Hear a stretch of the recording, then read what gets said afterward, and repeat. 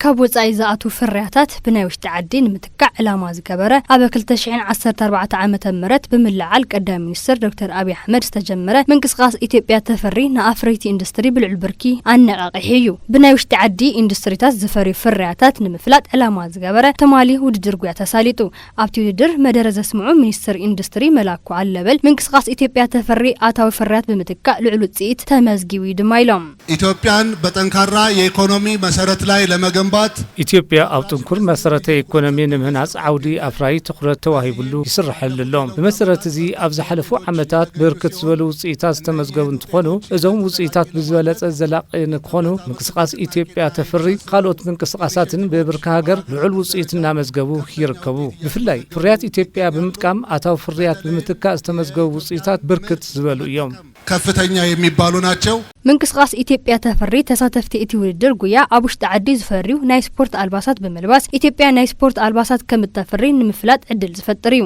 አትሌቶቻችንና መላው የዚህ ሩጫ ተሳታፊዎች አትሌታት ተሳተፍቲ ውድድርን ኣብ ኢትዮጵያ ዝፈሪ ፍርያታት በመልባስ ኢትዮጵያ በአትሌታት ጥራሕ ዘይኾነ ንአትሌታት ዝኾኑ አልባሳት መፍራይ ዝካኣለሉ ዕድል ከምዘሎ መልእክቲ ኣብ ምሕላፍ ንርከብ እዚ ብዝበለጸ ናብ ካልኦት ሃገራት ነስፈሐሉ ዕድል ንምፍጣር መድረክ መፋለጥ ኮይኑ ዙሰዲዩ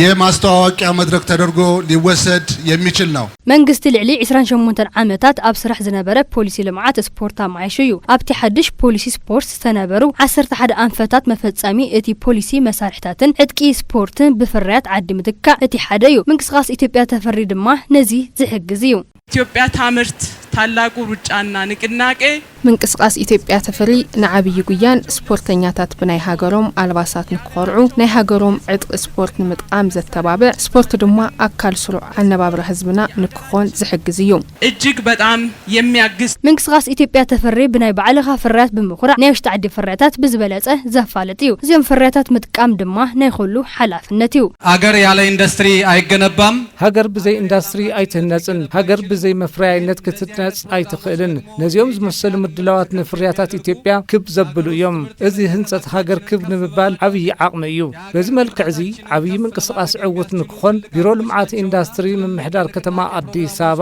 ነዚ ልእኽቶ ብምውሳድ ሰፋሕቲ ስራሕቲ እናወገነ ጸኒሑ እዩ ኣብዚ ሕዚ ሰዓት ሃገርና ኢትዮጵያ ናይ ውሽጢ ዓዲ ፍርያት ናይ ምጥቃም ልምዲ እናወሰኸ እዩ ዘሎ በአሁኑ ሰዓት የሀገር ውስጥ ምርት የመጠቀም አቅማችን ከፍ እያለ መጥቷል መንቅስቃስ ኢትዮጵያ ተፈሪ መንግስቲ አፍሬቲ ዘጋጥሞም እንቅፋታት ንምዕዛብን ፍታሕ ንምሃብን ዝሕግዝ እዩ